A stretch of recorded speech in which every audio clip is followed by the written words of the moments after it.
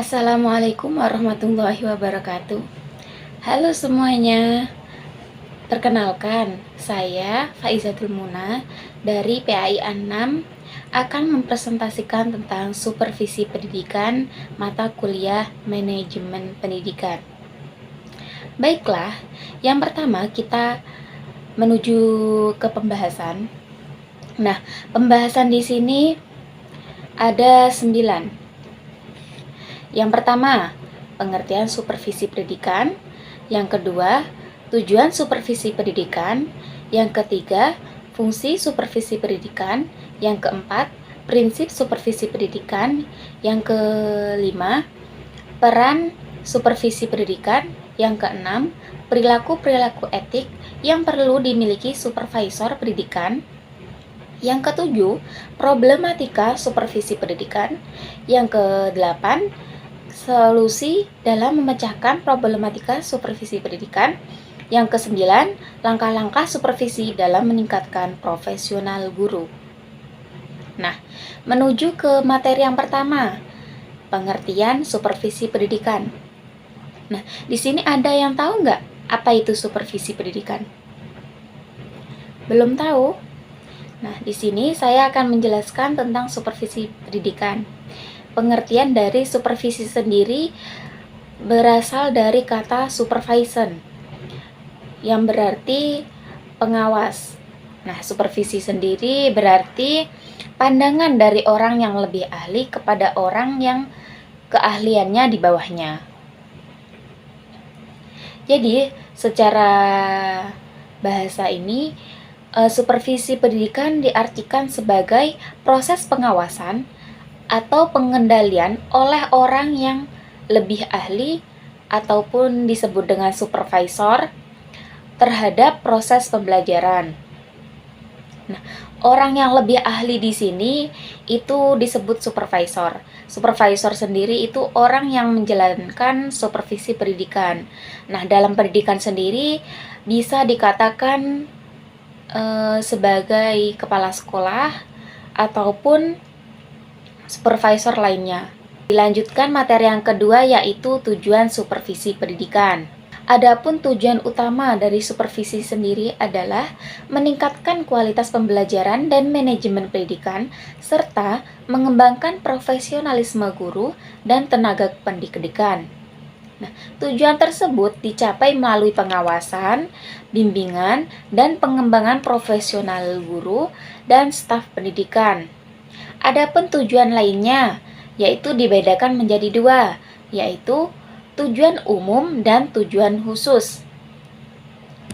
Tujuan umum sendiri merupakan tujuan untuk meningkatkan kemampuan profesional guru dalam meningkatkan proses dan hasil belajar melalui pemberian bantuan yang terutama dalam layanan profesional kepada guru. Nah, dalam redaksi lainnya, tujuan umum supervisi ini adalah untuk memberikan bantuan teknis dan bimbingan kepada guru beserta staf lainnya agar personil tersebut mampu meningkatkan kualitas kinerjanya dalam bidang masing-masing. Nah, itu untuk meningkatkan mutu pendidikan sendiri.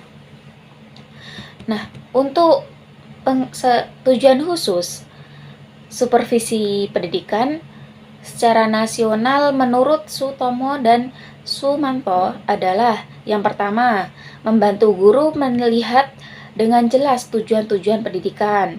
Nah, yang kedua, membantu guru dalam membimbing pengalaman belajar siswa. Ketiga, membantu guru dalam menggunakan alat pelajaran modern, metode, dan sumber-sumber pengalaman belajar. Yang keempat, membantu guru-guru baru di sekolah sehingga mereka merasa gembira dengan tugas yang diperolehnya. Yang kelima, membantu guru agar waktu dan tenaganya tercurahkan sepenuhnya dalam pembinaan sekolah. Nah, setelah guru enjoy dan santai dalam tugasnya, itu akan mencapai pembelajaran yang maksimal.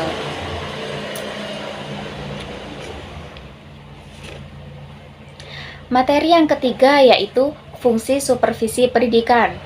Nah, fungsi ini saling berkaitan dengan tujuan supervisi pendidikan. Apa sih fungsi supervisi pendidikan? Fungsi supervisi pendidikan sendiri yang utama adalah untuk meningkatkan kualitas pembelajaran. Hal ini dilakukan dengan cara memberikan dukungan dan umpan balik kepada para pendidik dan siswa dalam rangka meningkatkan efektivitas pembelajaran. Supervisor akan bertanggung jawab untuk memfasilitasi pengembangan profesional para guru di masing-masing sekolah. Nah, secara garis besar, fungsi supervisi dapat dikelompokkan menjadi 3 bidang, yaitu fungsi kepemimpinan, fungsi pengawasan, fungsi pelaksanaan.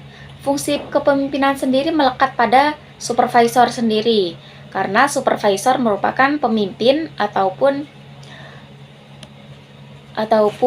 yang disebut dengan kepala sekolah. Nah, begitu pula pengawas. Arti dari supervisi sendiri adalah pengawas yang hakikatnya melakukan supervisor tersebut.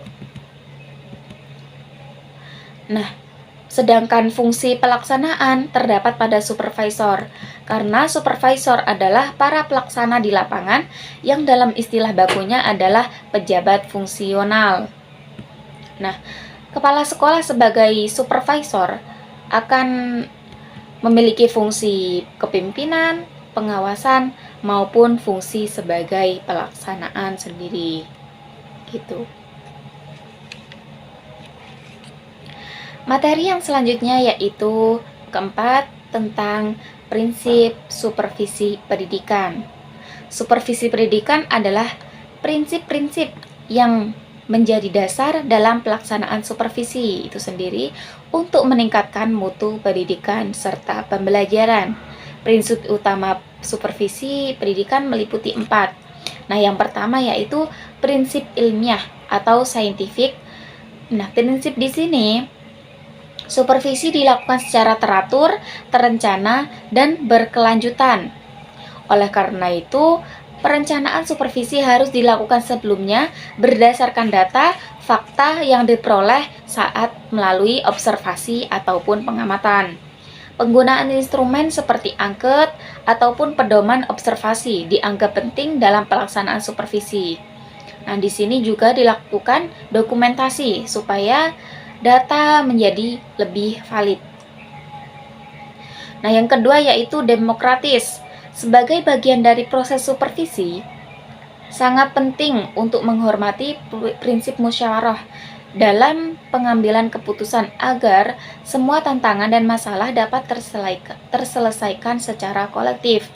Nah, supervisor diharapkan tidak bertindak secara egois sehingga tidak memberatkan guru dalam pelaksanaan kegiatan supervisi. Pendekatan demokratis ini bertujuan untuk menghormati martabat dan profesionalisme guru. Nah, jadi di sini semuanya bisa bersuara dan memberikan saran-sarannya. Yang ketiga yaitu kooperatif ataupun prinsip kerjasama. Prinsip ini mencakup berbagai konsep dan pengalaman, mendorong dan merangsang guru untuk berkembang secara bersama-sama. Supervisor dan sekolah dapat bekerja sama untuk membuat lingkungan belajar mengajar yang baik. Jadi diperlukannya kerjasama yang baik untuk meningkatkan mutu dari sekolah tersebut. Yang keempat, konstruktif dan kreatif. Prinsip ini mengacu pada pembinaan inisiatif guru dan dorongan untuk aktif berpartisipasi dalam menciptakan lingkungan belajar yang aman, di mana setiap individu dapat menggunakan potensi mereka secara optimal. Selanjutnya, yang kelima, peran supervisi pendidikan. Peran supervisi pendidikan sangat penting dalam meningkatkan kualitas pendidikan di sebuah institusi ataupun sekolah. Secara umum, perannya dapat dibagi menjadi beberapa aspek. Yang pertama, meningkatkan kualitas pembelajaran. Yang kedua, meningkatkan pengembangan profesional pendidik. Ketiga, memastikan kepatuhan terhadap kebijakan pendidikan. Yang keempat, meningkatkan kinerja institusi pendidikan. Yang kelima, meningkatkan efisiensi pengelolaan institusi pendidikan. Peran di sini dalam peraturan perundang-undangan dibagi menjadi dua, supervisi manajerial dan supervisi akademik. Nah, dalam supervisi manajerial menitik beratkan pada pengamatan aspek-aspek pengelolaan dan administrasi sekolah yang berfungsi sebagai pendukung terlaksanaannya pembelajaran. Nah, pada manajerial ini akan memanage seluruh aspek-aspek yang ada dalam sekolah. Nah, yang selanjutnya yaitu supervisi akademik. Dalam supervisi akademik ini menitik beratkan pada pengamatan supervisor terhadap kegiatan akademik berupa pembelajaran baik di dalam maupun di luar sekolah. Jadi, seluruh pembelajaran itu akan dilakukan oleh supervisi akademik dalam perannya. Nah, selanjutnya yaitu materi tentang perilaku-perilaku etik yang perlu dimiliki oleh supervisor pendidikan. Salah satu pendukung keberhasilan dalam melaksanakan supervisi adalah perilaku supervisor sendiri. Nah, faktor manusia di belakang tugas mempunyai pengaruh besar dalam keberhasilan misi supervisi. Nah, di sini ada pun beberapa sifat yang sesuai dengan profesi supervisor dan ia dapat menjaga etik pekerjaannya. Sifat utama yang harus dimiliki supervisor terdiri dari 3. Yang pertama, sifat yang berhubungan dengan kepribadiannya.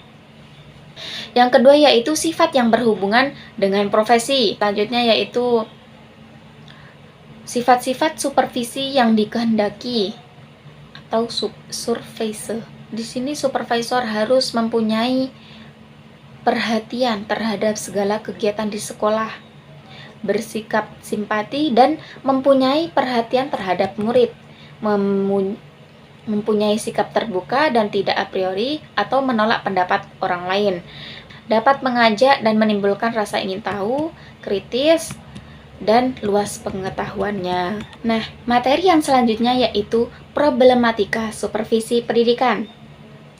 Supervisi pendidikan adalah suatu proses pemberian layanan dalam misi dan visi untuk mencapai tujuan pendidikan melalui peningkatan kinerja guru yang baik secara individual maupun kelompok. Nah, di sini ada pun beberapa problem dalam melaksanakan supervisi pendidikan. Yang pertama yaitu kompleksitas tugas manajerial seorang kepala sekolah. Jadi, seorang kepala sekolah harus menangani tugas manajerialnya secara sendiri. Nah, yang kedua, kurangnya persiapan dari guru yang disupervisi. Jadi, saat dilaksanakan supervisi pendidikan, seorang guru kurang akan persiapannya. Yang ketiga, unsur subjektif guru supervisor dirasa masih tinggi. Nah, yang keempat, sering terjadi pergantian kepala sekolah. Yang kelima, sarana dan prasarana yang terbatas. Yang keenam, kurangnya disiplin guru. Yang ketujuh, masih kurangnya pengetahuan guru tentang pengolahan proses belajar mengajar yang efektif. Seorang guru dituntut agar mampu melaksanakan belajar mengajar yang efektif sehingga suasana kelas menjadi kondusif. Jadi, seorang guru itu haruslah paham akan pengolahan proses belajar mengajar dalam kelas sehingga pembelajaran menjadi kondusif dan efektif. Nah, dari problematika tersebut kita akan membahas materi selanjutnya yaitu solusi dalam memecahkan problematika supervisi pendidikan.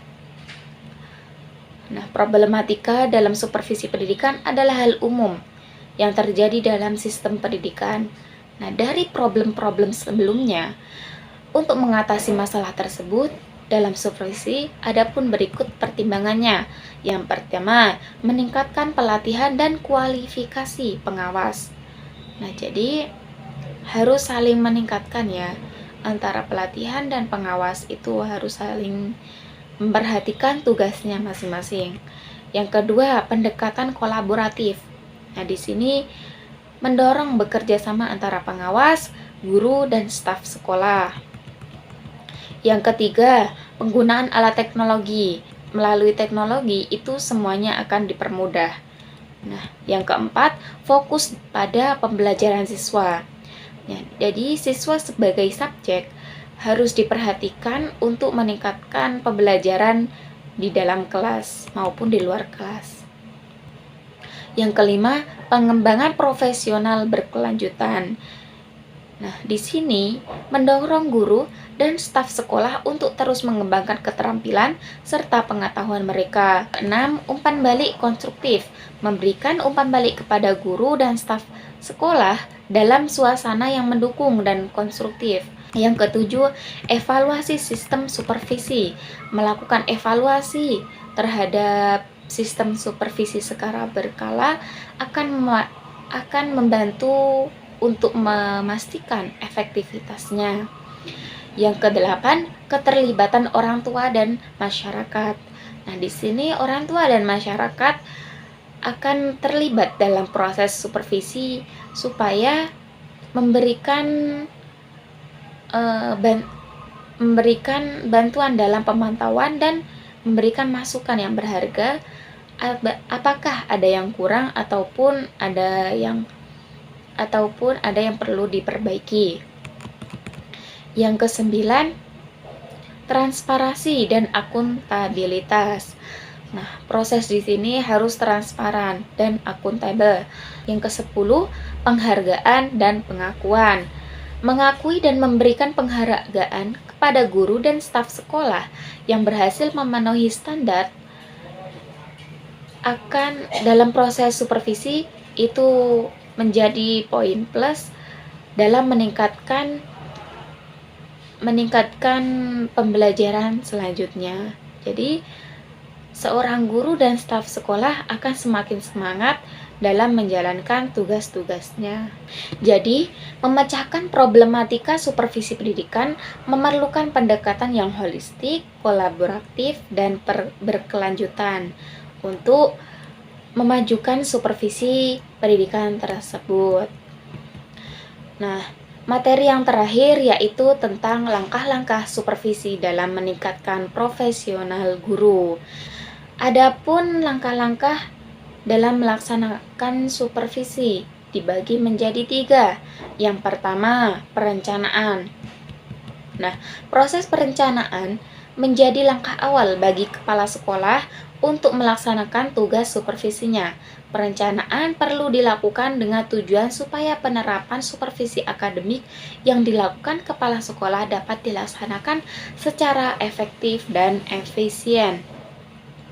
Kegiatan perencanaan mengacu pada efektif identifikasi kasus yang ada di sekolah. Dalam perencanaan ini terdapat hal-hal yang harus dilakukan, di antaranya mengumpulkan informasi, mengoreksi data yang telah terkumpul, mengklasifikasi informasi yang sesuai, dan menarik kesimpulan terhadap data permasalahan yang ada, serta menetapkan teknik ataupun metode yang tepat untuk digunakan dalam perbaikan kinerja pendidik ataupun guru. Nah, yang kedua, pelaksanaan ataupun observasi kelas. Aktivitas pelaksana ataupun observasi kelas merupakan aktivitas yang dilakukan untuk melihat profesionalisme guru dalam mengajar di kelas. Kepala sekolah selaku supervisor akan mengobservasi guru dalam mengajar di kelas dalam rangka meningkatkan dan memperbaiki kemampuan mengajar pendidik dalam kelas untuk mencapai tujuan pembelajaran yang dicapai peserta didik. Nah, selanjutnya yang ketiga, evaluasi. Nah, dalam kegiatan evaluasi merupakan kegiatan yang menelaah dari proses kegiatan penerapan yang bertujuan untuk mengenali sejauh mana pencapaian penerapan program sekolah dan sejauh mana keberhasilan yang dicapai dalam periode waktu tertentu. Sehingga evaluasi supervisi penting untuk dilakukan agar mengetahui keberhasilan dari pelaksanaan supervisi yang telah diberikan, dan hasil dari evaluasi tersebut akan digunakan sebagai pedoman dalam menyusun program supervisi ke depannya. Nah, kesimpulannya di sini adalah supervisi merupakan pengawas terhadap pelaksanaan kegiatan pembelajaran di sekolah, bukan sekedar pengawas fisik terhadap fisik material. Supervisi juga merupakan pengawas terhadap kegiatan akademik yang berupa proses belajar mengajar, pengawasan terhadap guru dalam mengajar, pengawas terhadap situasi yang menyebabkannya. Supervisi pendidikan yang efektif dan berkelanjutan sangat penting untuk menciptakan lingkungan pendidikan yang berkualitas. Nah, sekian presentasi dari saya. Apabila ada kesalahan ataupun kata yang kurang berkenan, saya mohon maaf yang sebesar-besarnya. Wal akhir, wassalamualaikum warahmatullahi wabarakatuh. Bye-bye, sekian.